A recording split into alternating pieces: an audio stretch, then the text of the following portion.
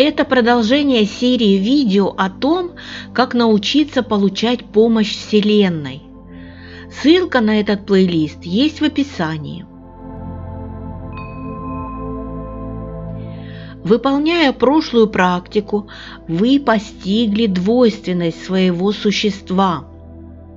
Двойственность свойственна всем сущностям, которые участвуют в эксперименте на Земле в биологической оболочке. Мы являемся одновременно и людьми, и существами света, ангелами. В божественных измерениях двойственности нет. Вспоминайте почаще, кто вы есть на самом деле. Смотрите на мир и на себя глазами ангела. Тогда вам будет легче проходить препятствия, возникающие на вашем жизненном пути. Но когда вы обращаетесь к ангелам как к какой-то внешней силе, вы теряете свою собственную силу и могущество. Не внешняя сила защищает вас и помогает вам. Это ваша собственная сила. Не забывайте об этом никогда. Материальная среда сопротивляется этому. Вот почему даже пробудившиеся люди то и дело обнаруживают себя все в той же трясине обыденных житейских проблем, переживаний, негативных эмоций. Да, были и есть люди, которые уходят в отшельничество, чтобы наедине с собой и с природой без помех общаться с Богом. Но задача людей, осознавших свою божественную природу, в современном мире состоит в том, чтобы нести божественный свет не просто на землю, но и в социум в частности. И первый шаг к решению этой задачи – это постоянное напоминание себе о своей истинной сути. Постепенно вы начнете постоянно жить и действовать как прекрасный, светлый, божественный дух, реализующий свои свойства и качества в человеческом теле. Каждая ваша попытка приблизиться к божественности включает волну, которая охватывает все человечество, и на глубинном уровне это ощущает каждый человек. Вы можете никогда с ними не встретиться, но ваша роль в их жизни, в жизни Земли и всего человечества неоценимо велика.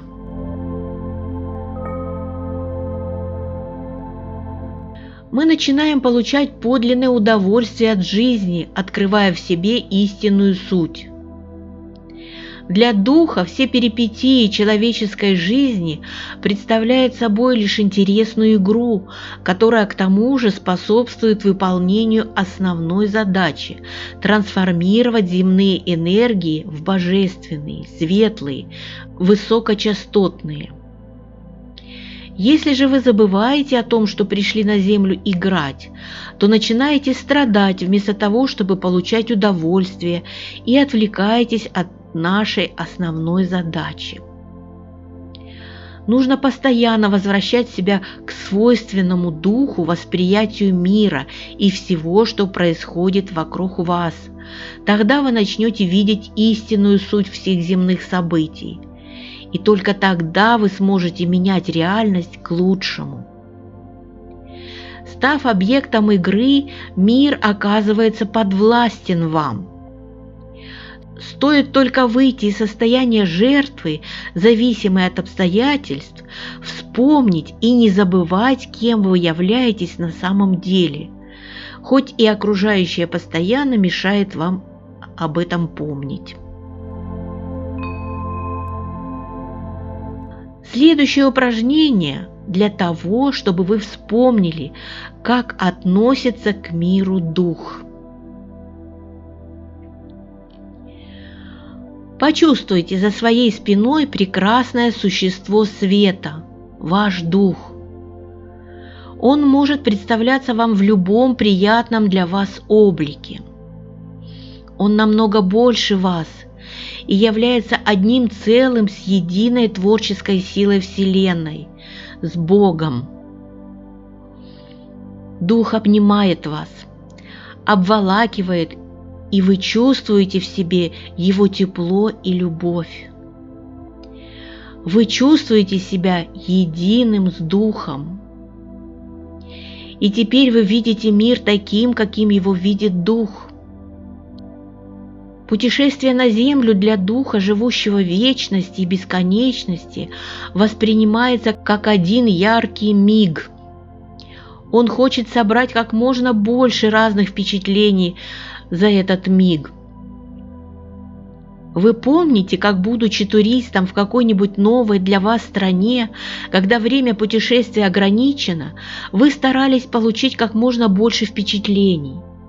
Примерно так чувствует себя Дух на земле. Для Духа все в новинку, он всему радуется и удивляется. Начинайте смотреть на все глазами Духа. Удивляйтесь, радуйтесь, восхищайтесь вместе с Ним. Вы начнете замечать даже мелочи, на которые не обращали внимания. Ведь для Духа все значимо, важно и ценно.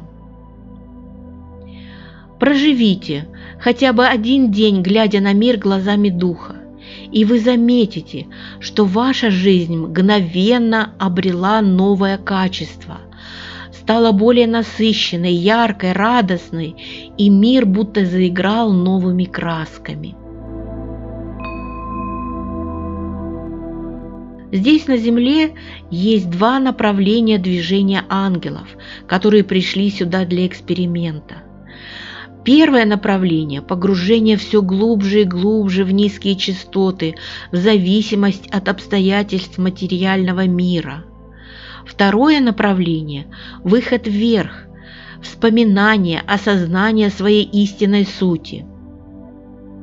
В поток подъема можно перейти с любой стадии спуска, не обязательно достигать самого дна.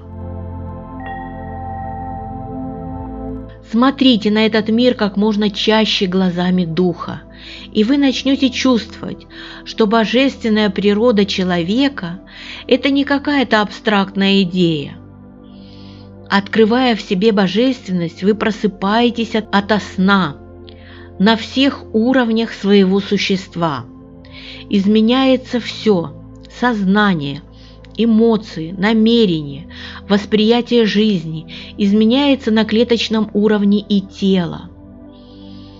У каждого человека этот процесс идет в своем темпе.